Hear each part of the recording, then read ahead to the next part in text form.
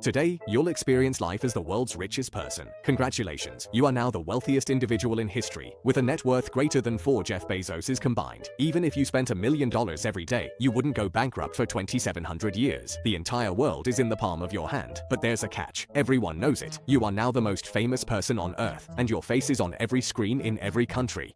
At this moment, there are already hundreds of people outside your building. Some are holding cameras, some are waving signs, and some are just standing there, staring up at your window. This makes you feel paranoid, but you are the world's richest person. The solution is simple. You hire a bodyguard, but that's not enough. 2 bodyguards still aren't sufficient, so you assemble an entire security team, at least 12 fully armed, highly trained security personnel.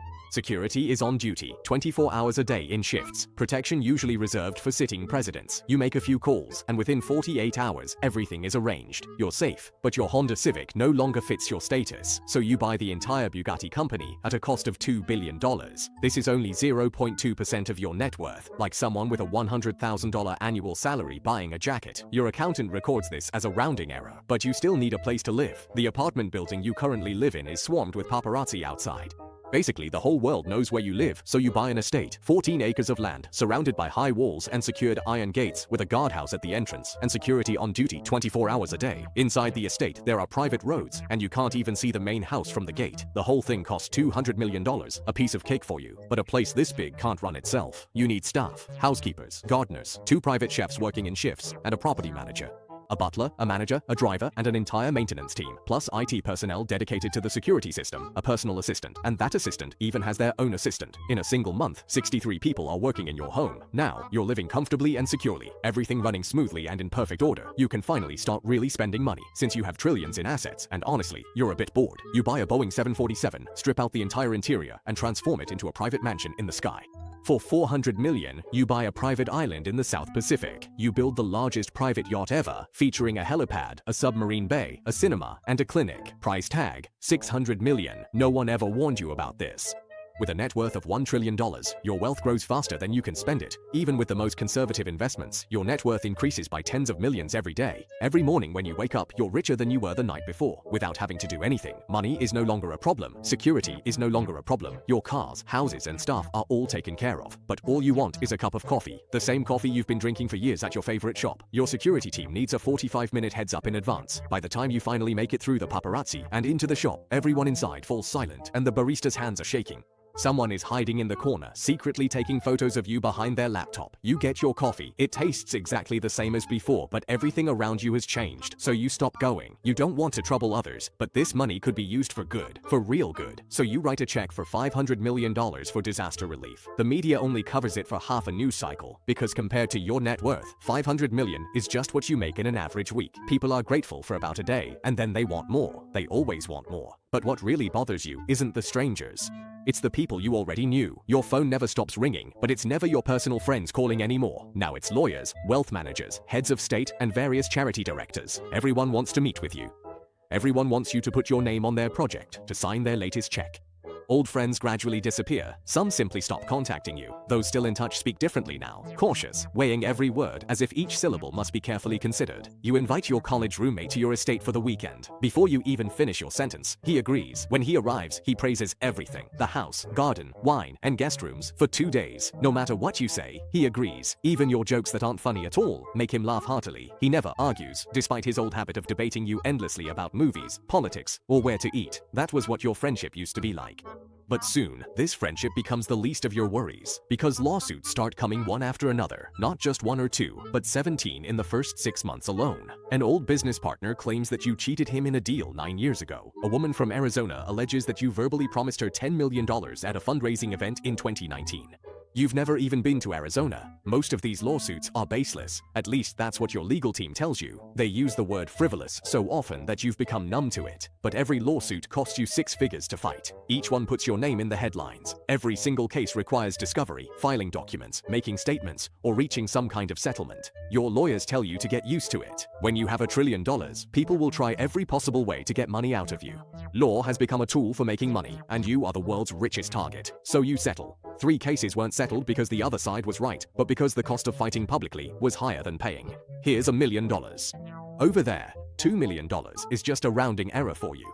But every settlement gets reported, and every report brings 5 new lawsuits.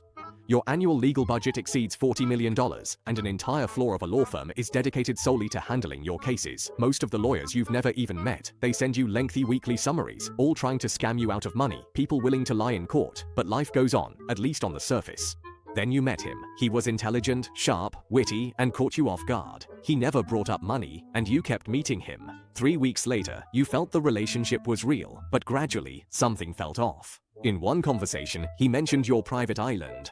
But you never told him about it. He knew your pilot's name. He knew which car you preferred to take in the city. These were all small things, but they showed that he had looked into your background before meeting you. Of course, everyone does this sort of thing, but now, every moment you spend with him, a question lingers in your mind. Does he like you, or is it all of this? The estate, the private jet, the luxurious life he could never have reached on his own? Once this thought takes root, it never goes away. You see, the look in his eyes has changed. So you stop contacting him. After he sends you 2 text messages, there's no more news from him. But the story isn't over yet. 2 weeks later, a tabloid publishes a report about the secret romance of the world's richest man, with photos of you two at a restaurant, photos of him leaving your estate, and so-called insider revelations. It wasn't you who leaked it, nor was it him. It was someone at the restaurant, a waiter or a valet. Someone saw the 2 of you together.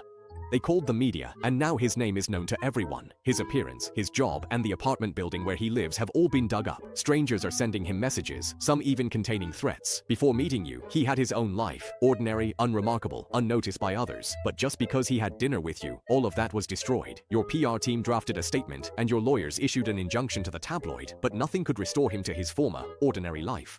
You sent him an apology message. He read it, but didn't reply. But the leaks keep coming, and the next one is even worse. Someone you knew sold your story to a magazine. Private conversations, college photos, a text sent when you were 24. A joke from a 2011 party was taken out of context, making you seem like a different person. Within 48 hours, the news spread across the entire internet. People who never met you are judging you based on something said in your dorm 15 years ago. The PR team immediately sprang into action, giving the same advice. Don't respond. Every response only makes things worse. So you sit in your office, watching 7 screens as your past is sold. According to estimates, the price is about $250,000. $250,000, that's the value of your past in the eyes of your former friends. You can't call to question them, can't confront them face to face, can't even confirm who did it, because that would just become more news. All you can do is sit there quietly. On Sunday morning, your mother calls. Her voice is just as it always was. She asks if you've been eating well, tells you about a bird that keeps flying into her garden. For 10 minutes, your tense shoulders relax, your clenched jaw loosens, and you almost forget about your current life. Then she brings up your brother. He didn't ask your mother to call, he would never do that. But his mortgage is overdue, his car needs repairs, and you have more money than some countries. After all, he's family, and you never knew he was struggling so much. That afternoon, you transfer him several million. He doesn't call to apologize. 3 months later, you book out 747 Street for a family holiday dinner. He sits at the far end of the table, talking with cousins, aunts, and uncles. He ignores you alone. You try to make eye contact, but he just stares at his plate. Before dessert is served, he leaves without even saying goodbye. A week after the dinner, your mother calls again, but her tone is different this time. Very calm. She tells you that your brother said something to your cousin, saying that you ruined this family, that ever since the money came, everything has changed. Your mother tells you this not because she wants to take sides, but because she truly doesn't know what else to do. She now has security personnel she never wanted, a son who refuses to speak to his brother, a family that once gathered around the kitchen table, but now needs a catering team and a 747 just to get together. You tell her you'll talk to your brother, but what can you really say? The money has already been made, there's no taking it back, and the plane has already been bought. Stepping back, when you walk up to his house, you have to be greeted by 2 armed bodyguards. The gap between you isn't something a single conversation can bridge, so you give up trying, but the estate continues to run as usual, with 63 staff members keeping everything in perfect order. You start to seek comfort in the routine work of the employees. Then the head of security calls another meeting. One of your household staff has been leaking information to Little Bao. The info wasn't dangerous, but it was persistent, a kind of tyranny.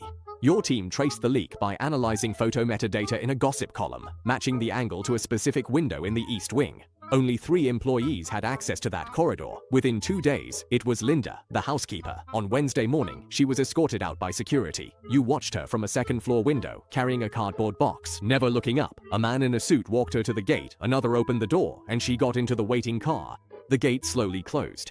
After she left, you stood by the window for a long time, the East Wing corridor empty. By Friday, your team had found a replacement, but trouble never really stops. On Tuesday afternoon, you took a yacht out to sea. The ocean was so blue it looked unreal, and the sunset turned everything gold. Dinner was country sea bass, prepared by a Michelin-trained chef. The table was set for 1.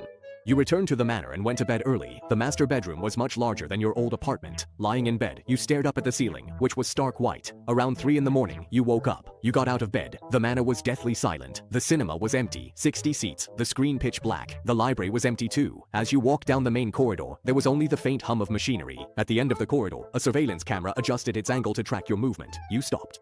It stopped as well. You took a step forward, and it continued to follow you. You walked outside onto the grass, which was damp, the chill seeping up from your feet. You walked to the center of the lawn. This sky above you was the same one you gazed up at when you were destitute. The same stars, the same depth, the same silence. Back then, you would always lie on the rooftop terrace of your old apartment, staring at the sky for hours on end. At that time, you were behind on rent, but you didn't care at all. The stars never moved, but everything beneath them did. Everything had changed. You stood on the lawn until the cold pierced your bones before turning back inside and returning to bed. After spending a week in Italy, you came home. Your assistant was waiting for you on the tarmac and asked how your trip was. You said it was great. Then you returned to the estate, passed through the gates, by the guardhouse, by the swimming pool you'd only used 3 times, by the tennis court you'd never set foot on, and by the wine cellar where a single bottle costs more than most people's monthly rent. You walked into your office, where 7 screens displayed your investment portfolio. Your company's schedules and news tickers are also displayed, and within the first 30 seconds, your name is mentioned twice. You sit down as the security staff outside change shifts, new faces replacing old ones, and the gardener rides the mower, trimming the lawn. More than 60 people work here, but you're the only one who lives here.